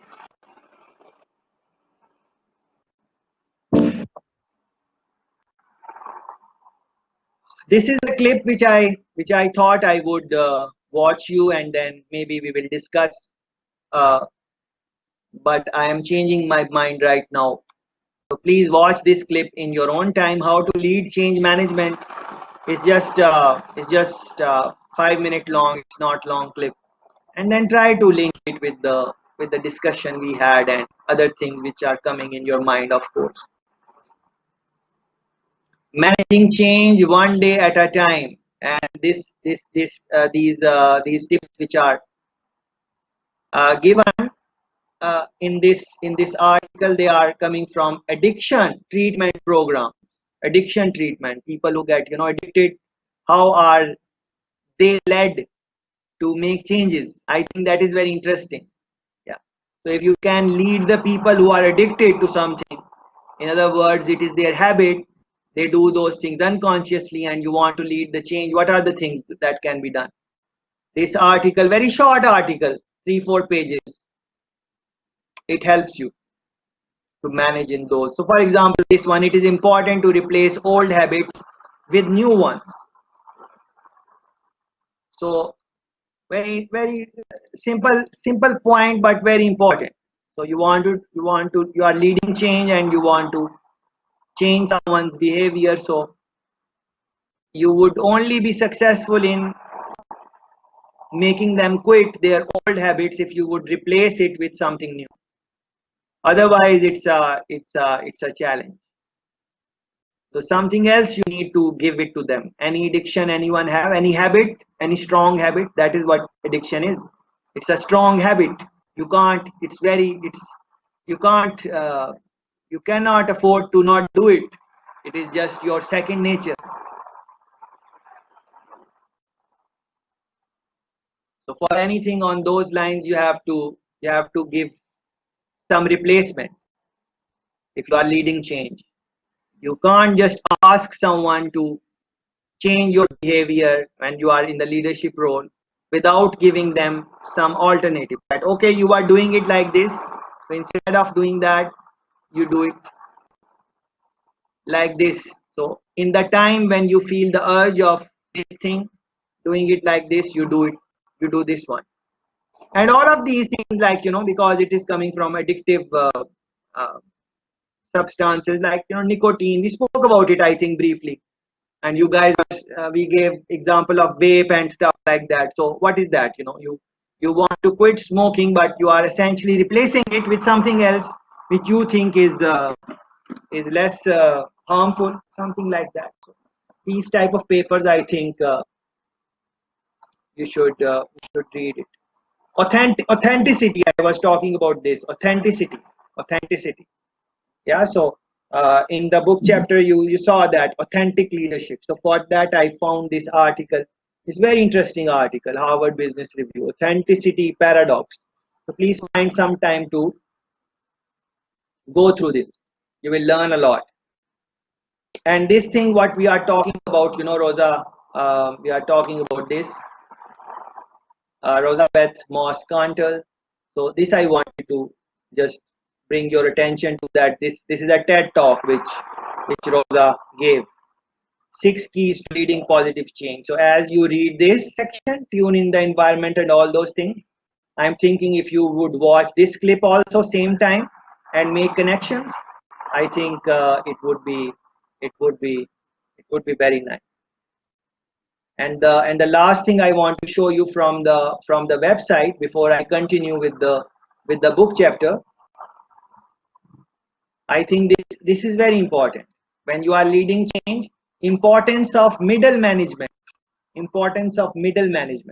because you are the leader and you are influencing the employees, workers.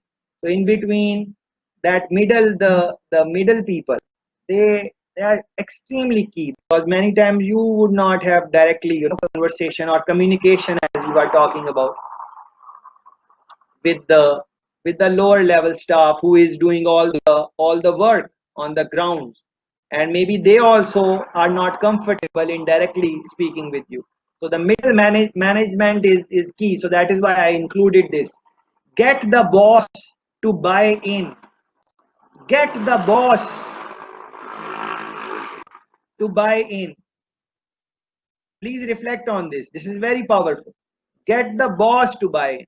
It is not the boss' responsibility that they should listen to you and they should understand that what you are saying making sense. It is your responsibility to make the thing so clear to the boss that he cannot say no.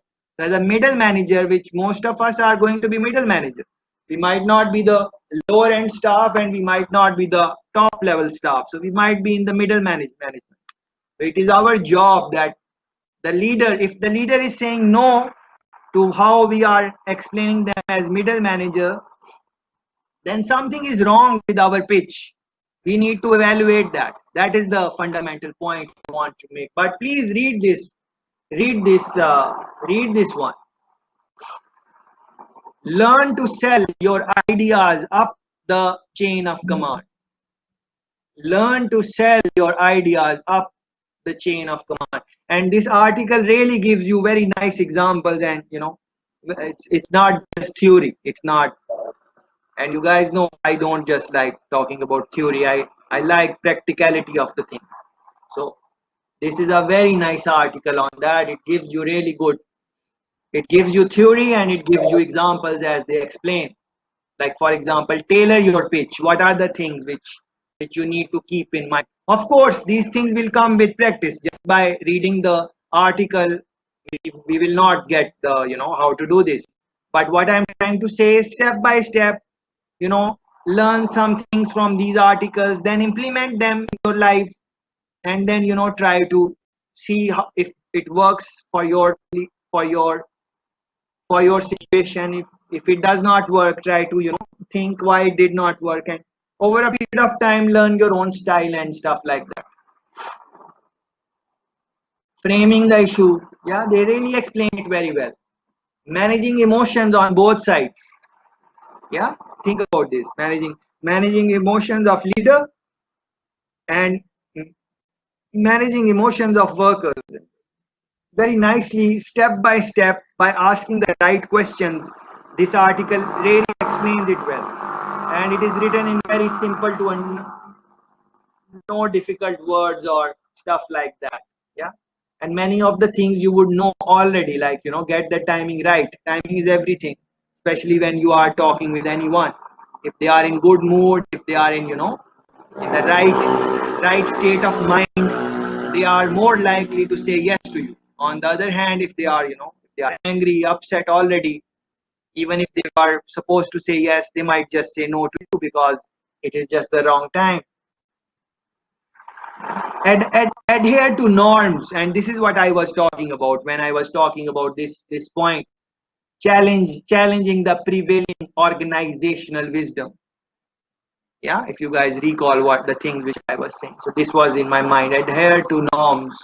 On the other hand, I have told you, and you know this, that the people who really led change in the world, they did not adhere to norms. So this is the dilemma which you're going to find. So theoretically speaking, Rosa Beth Moss Cantor's model, step number 2, challenge the prevailing organizational wisdom. On the other hand, Harvard Business Review, tactic number 6, adhere to norms. Yeah, dilemma. These are the things which you need, and you can't take one, say this is right and that one is wrong. Not going. It's not like that. Yeah, so excellent piece of work. Short article in 10-15 minutes, 20 minutes, based on your speeding, based on your reading speed. You're going to learn a lot. But let me go back to the chapter now. So Rosabeth model, and after that bridge model, we spoke about it last week also, and I told you that this is a simple model, but it will come again and again. Number 1, ending zone. Then in the middle is the neutral zone, and then the new beginning. If you recall that discussion which we had, a small one. in last week. So you have to ensure when you are leading change, you are giving appropriate time for ending, you are giving appropriate time for neutral zone, and you are giving appropriate time for people to develop new habits, get comfortable with them, and then they become their second nature or their habit over a period of time. And then many times they will come in new beginning and they might fall back to ending. They might quit the job. They might attack you verbally or something like that. Those things are going to happen. Yeah. So it is not, it looks smooth. Number one, ending. Number two, neutral zone. Number three, new beginning. But it is just, it is simple, but it is not simple at all. But in this one, what they are doing is they are giving you the pointers that when you are leading change, how you are going to lead in the ending zone, how you are going to lead in neutral zone, and how you are going to lead in new beginning. What are the things which are required as a leader? That is what this section is about. Yeah. So leadership for the ending zone. These are the things which you would want to do. Then leadership for the neutral zone. These are the things which you want to do in those. Yeah. It's very easy to understand. They have given it in bullet points. I don't want to go through them. You need to look into them. And leadership for the new beginning. These are the points. Communicate the purpose of the change. All of those type of things.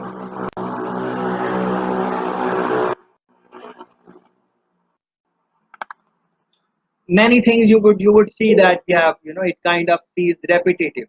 So don't take it as a repetition. Just take it that they must be very important. That is why they are repeating themselves. So it is not like it's an error or something like that they are repeating the thing. So for example, this one, build some occasions for quick success.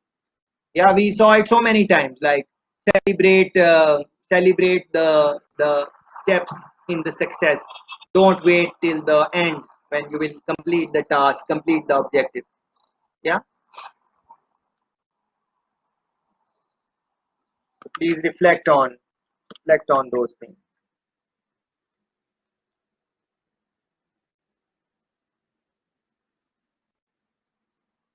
Then there are other scholars who have who have uh, who have given their point of view, how they think. Everyone is like, it's a paragraph, two paragraph they give you there. Like for example, Bannis is giving you the role of self knowledge. I already emphasize on that, how important it is to know yourself, spend time with yourself, all of those, and over a period of time you will learn yourself. Some books I think they are referring to. Steve Steve Covey is quite famous, uh, famous author. He's New York Times bestseller. So I'm sure you are Habits of Successful People, those type of books also. You need to think about that. So for example, Seven Habits. Now he has so many new books like Eight Habits, and on different topics he has the book. So you can think about that. Be proactive. Habit number one is be proactive. And what was the first step of Carter? Urgency. Make it urgent. What is his first habit? Be proactive. Urgency, proactiveness, initiative. What are those things?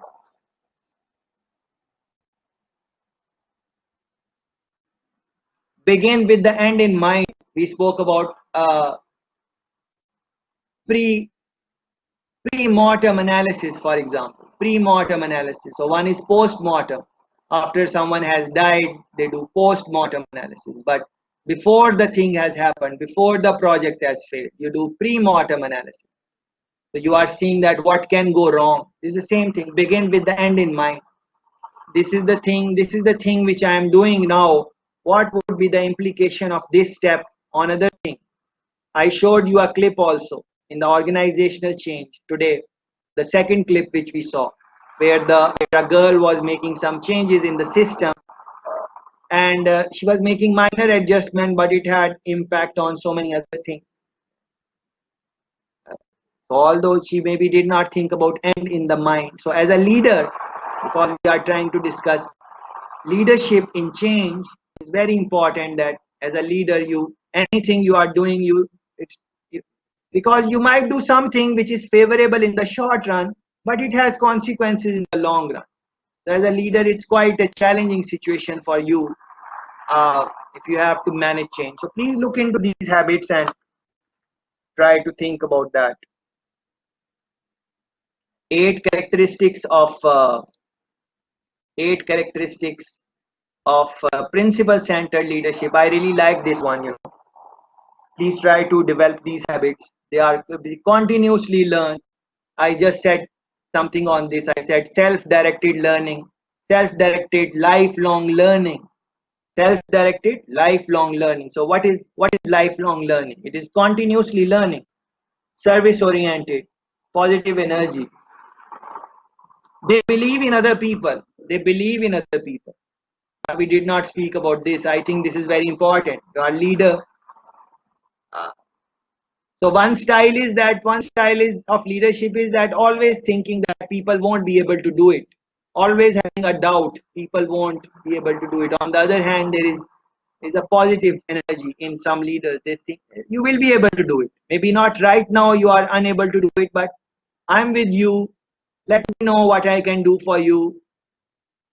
Do it step by step. If you make a mistake, no problem. I am behind you, giving them confidence and doing other things as you guys were talking about, monetary incentives and whatever you want to do. That is, they lead balanced lives. I'm not so sure about this, balanced lives, balanced lives. I think it is quite hard, if you want. I personally, in my own capacity, I find it hard to have a balanced life. But I would experiences that if you to work, then you really enjoy your work, then you will take a lot of time. Uh, how are you going to balance? People do balance. People do balance. There are many people who do. Then there are many people who can't balance.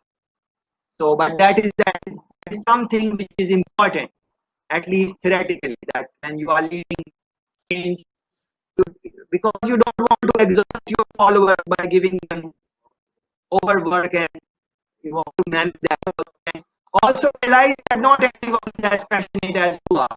You are the leader, you are managing change, you must be very motivated and whatever. Everyone is not. People are motivated by different things. Everyone's motivation is coming from something else. And someone in your team is not motivated by work, you should not look down to them also. Well, they are not motivated. No problem. Are they completing the job on time? Well, that is good enough. Nowadays, if they are not, if they are completing the task and when you want them, they are there, that much of motivation is okay. Maybe you have a lot of motivation, but everyone, you're not going to find everyone with the same motivation. But if you do, then it will be more fun in leading change. It will be more fun, it will be more easy.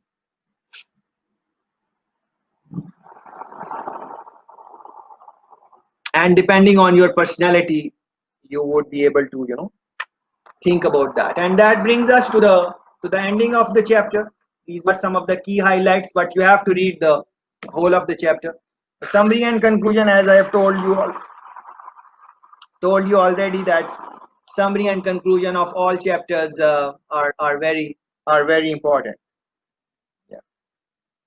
There was some point which I wanted to make from this summary. For example, this one. Cotter says that hard work must be put in early in the change process.